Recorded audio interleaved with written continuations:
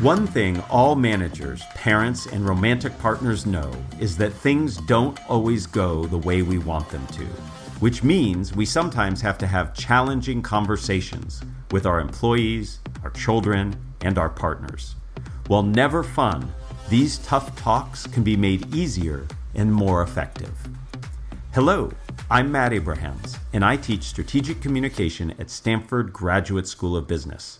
Welcome to Think Fast, Talk Smart, the podcast. I am super excited to chat with Collins Dobbs. Collins is a lecturer in management and an executive coach at Stanford Graduate School of Business. He teaches in several MBA courses, including Interpersonal Dynamics and Leadership Labs. Among many things, Collins focuses on diverse leadership styles and cultures and how they impact interpersonal relationships and management effectiveness. Welcome, Collins. Thank you for being here. I am so looking forward to chatting with you. Thank you, Matt. Thank you for inviting me. I look forward to our conversation. Excellent. Let's go ahead and get started. Now, when most of us are confronted with a challenging conversation, we focus almost exclusively on how we want the other person to change.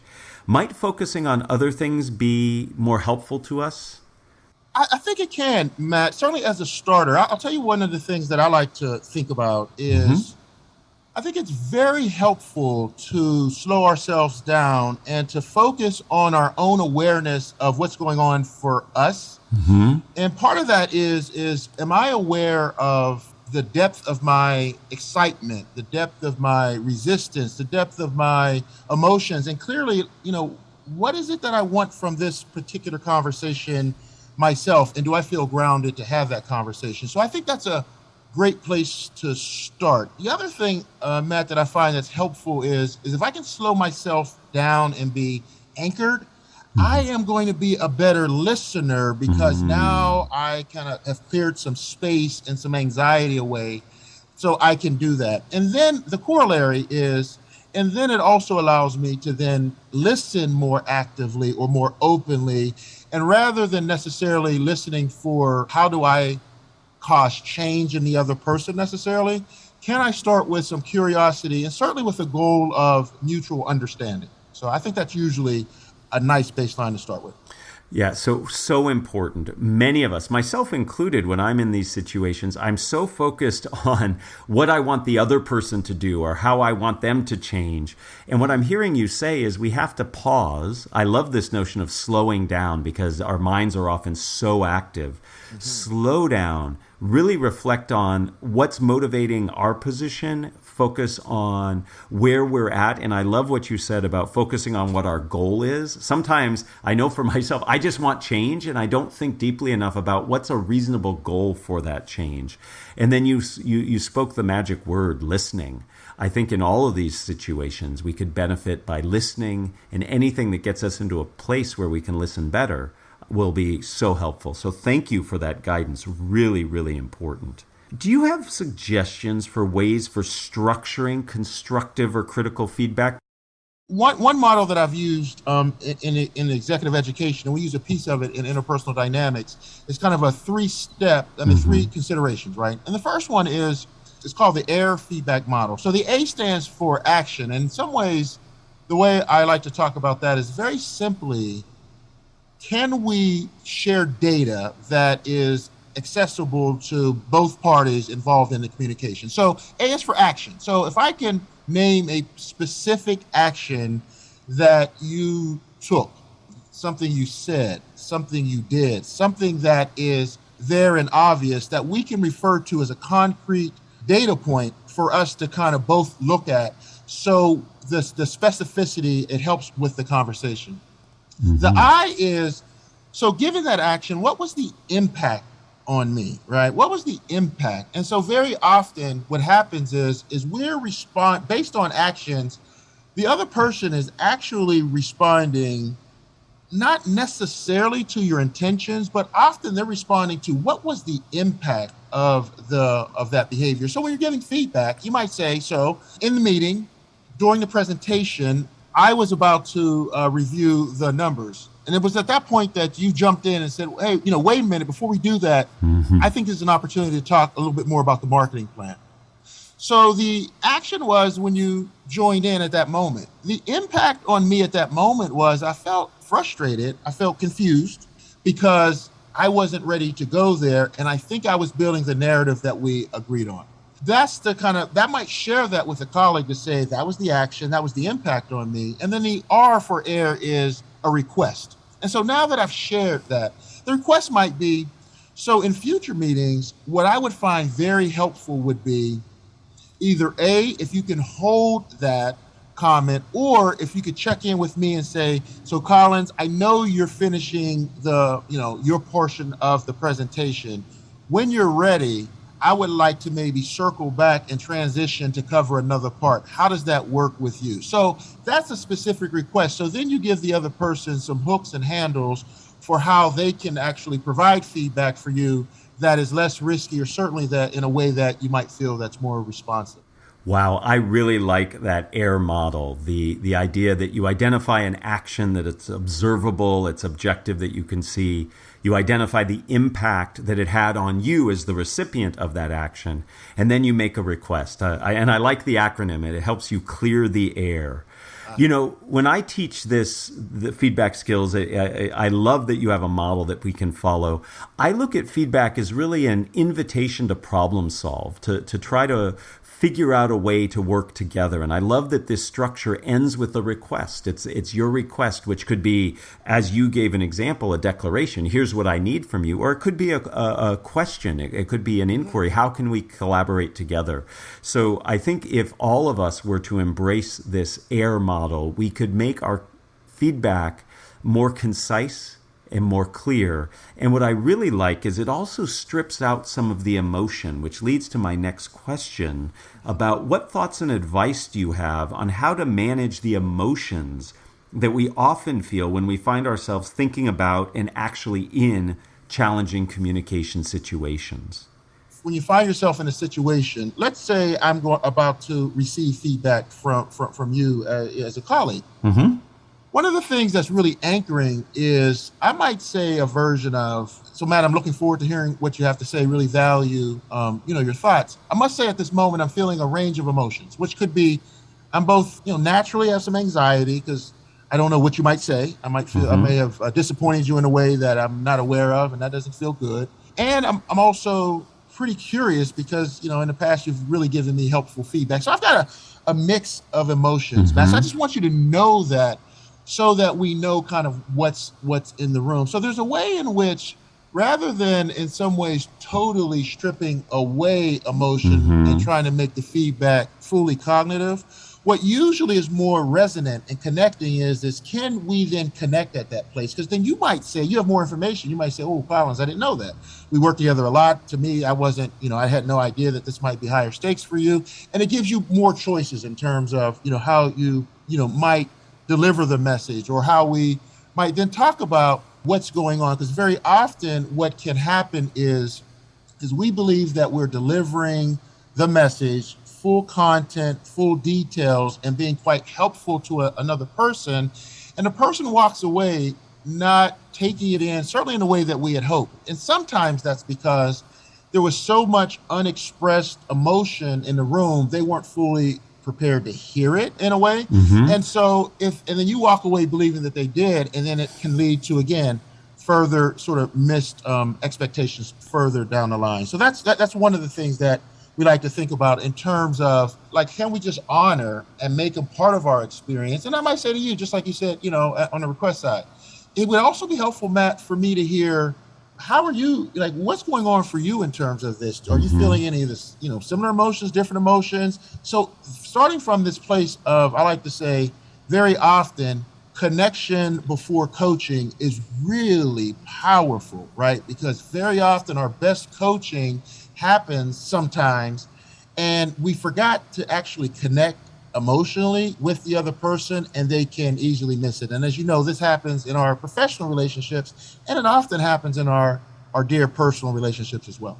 Well, first and foremost, Collins, I would never give you negative feedback about the information you share. You give wonderful advice and guidance, and thank you for clarifying the role that emotion plays. And I have to agree that naming emotions, owning emotions, and then it sounds like soliciting input on others' emotions can really help. And this notion of connecting before coaching is really powerful, because a lot of us want to jump right to that coaching piece. Here's what you need to do to be better or different or to help me or to help yourself. But making that connection on an emotional level sounds like is absolutely critical to have lasting impact.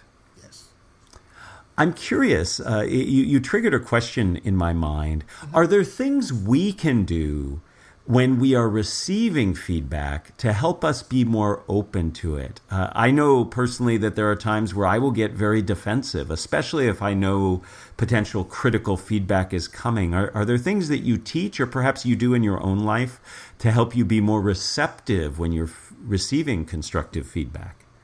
I tell you, one of the things that I've noticed when often feedback gets spoken about is there's often a lot more focus on the process and the skill set in delivering emotions versus receiving emotions. And I actually believe that the leverage of a strong feedback conversation actually sits with the receiver by and large, right? And so what I love about your question is one of the things that I then try to do is adopt that mindset first, because, right, if I think that on the receiving side, I just kind of am without agency, I feel naturally, to your point, most people can often then feel quite defensive, and I'm just sort of less open. But if I can adopt the mindset on the receiving side that, you know what, I have some agency about this is data, I will kind of hear it from a place of curiosity and interest.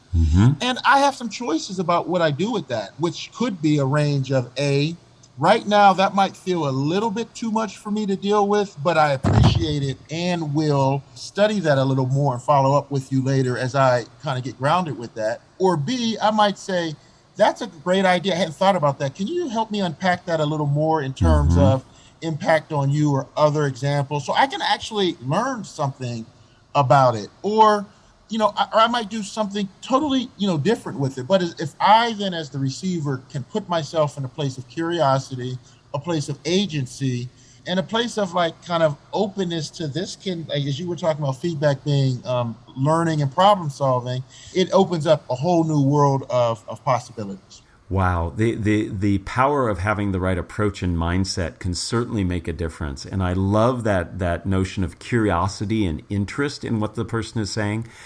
We've done a lot of talking on this podcast about seeing opportunities and offers in other people's actions relative to us. And the feedback is an offer. It's an offer to help us be better, to help us grow, perhaps change in a direction we hadn't thought of, but you have to have the right mindset. And the notion of agency strikes me as being so important. I often think of, when I talk to my kids, that I want to, when giving them feedback, give them a sense that they have some control in the situation. And it sounds like that agency goes beyond the parenting relationship, but can be involved in lots of other relationships as well.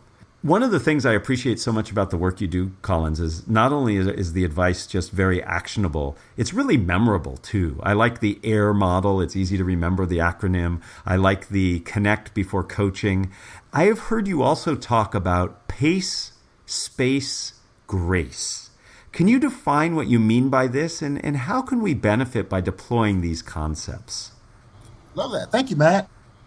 I played basketball in college, and one of the things that we talked a lot about was, when you're thinking about a game plan, depending on who you're playing against, pacing and spacing, right, on the floor and all of that. So those two concepts have sort of been in my mindset as I think about organizations, as I think about game plans, as I think about strategies. And one of the things that has sort of emerged for me, more recently is it comes up so much in communications and leadership effectiveness, which is we're living at such a pace of 2021, which is usually super fast. In the pandemic, it can feel quite distant, but still fast with Zoom. And we're trying to take in so much data from so many different sources that the pace just feels really generally rushed. And even pre-pandemic, it was the same way.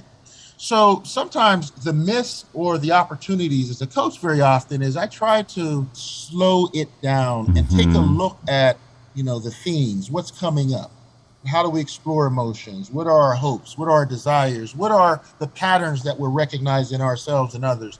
Can we slow down long enough to unpack sort of more of what's there, which leads a little bit to the space. Mm-hmm. So what often happens, I notice in relationships or if I'm coaching is over time, we work together, we're colleagues, we begin to have a shorthand or shorter expectations, and what sometimes can happen, or people in our life, what sometimes can happen is we start to actually narrow the possibilities, not even knowing it. We start to narrow the possibilities of what the other person's actions might be or our actions might be. And so sometimes what I like to say is okay, we feel like we're at a stuck place. Can we Mm-hmm. pull back and create some space for other potential opportunities? Mm-hmm. Where else might this go? What else have we not considered?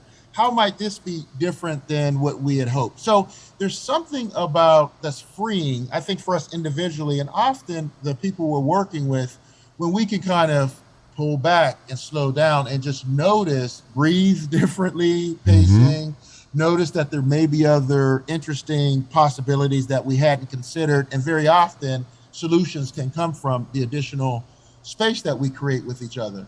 And I would say the last thing that there is often a lot of concern about.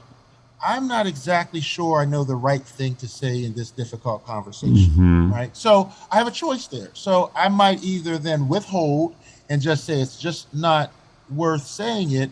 And usually what happens is if we start to develop that pattern, so much goes unsaid over time that the behaviors that we start to interact with each other from a pretty distorted reality in terms of what's really there.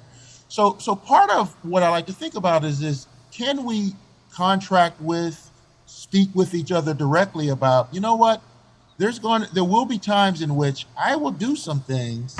I didn't say I might do some things. I will do some things that might disappoint you or that might leave you dissatisfied, and so will you, right? In a relationship over time, can we agree that in those moments we will step back and we will allow ourselves a little grace, right? We will allow ourselves to say, we're not perfect and we are trying, and we will make space with each other to do a deeper dive. Well, to refer back to your basketball career in college, what a slam dunk of good advice there. This notion of slowing things down so you can see the situation as it is, giving yourself a wider view of the decision space that you're in so you can see other potential solutions or options. And this notion of, I like how you phrased it, contracting with others, to have an agreement that we're going to give each other a little grace, a little bit of acceptance, can certainly help in myriad situations, not just in challenging situations, but lots of other situations. So I really appreciate that advice. Before we end, I'd like to ask you the same three questions I ask everyone who joins me. Are you up for that, Collins? I am. Excellent. Then here's our first question. If you were to capture the best communication advice you ever received as a 5 to 7 word presentation slide title, what would it be? Ooh. Communication is a team sport. Ooh, I love it, from a basketball player even. Help me understand how it's a team sport. I have to think about my role, my responsibility, the things that matter to me, Mm-hmm. and I have to think about my teammates, right? Role, Mm-hmm. responsibilities, and I have to think about how we perform based upon challenges ahead of ourselves. So there's something that I like. I guess what grabs me about that is it reminds me that we're in this together, and I have to be more expansive and not just go internal and become defensive or only see my view of the world. That analogy is so powerful. It brings up so many things. You have to coordinate, you have to work together, you have to collaborate, so many things. So I love that. And it came in at 5 words instead of 7, which is also exciting. Collins, who is it, a communicator that you admire and why? I would say Martin Luther King. What I'm drawn to in Martin Luther King, it was a combination of certainly competence, right? It was Mm-hmm. the connection of the voice. It was the connection of the rhythm of it. And in addition to that, Matt, there was always sort of these many bigger, subtle messages that were very provocative. And I also think in many cases, they were also very collaborative. I often left with thinking about what else about this did I not hear? And so he would be the one communicator that I go back and listen to over and over again, and I will learn something new and different. Wow. Well, such a tribute to Dr. Martin Luther King Jr., who was a phenomenal communicator and did so by blending so many different techniques and thorough understanding of how to create a story that's compelling. And as you said, a true testament of a good communicator is the desire to hear more from the person and go back and reflect on what they said. So thank you for sharing. The final question: what are the first 3 ingredients that go into a successful communication recipe? Knowing the audience and believing that we're in it together. You need to know yourself and understand where you're coming from. You have to take the time to understand and appreciate your audience, and then really take that extra step that it's a collaborative endeavor. Communication is a collaborative endeavor.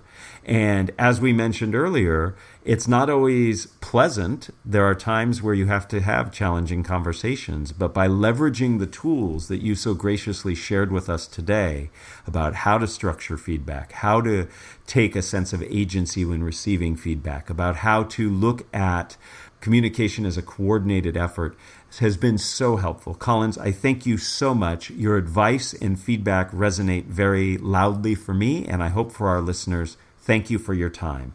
Matt, thank you for inviting me, and thank you for the wonderful work that you do.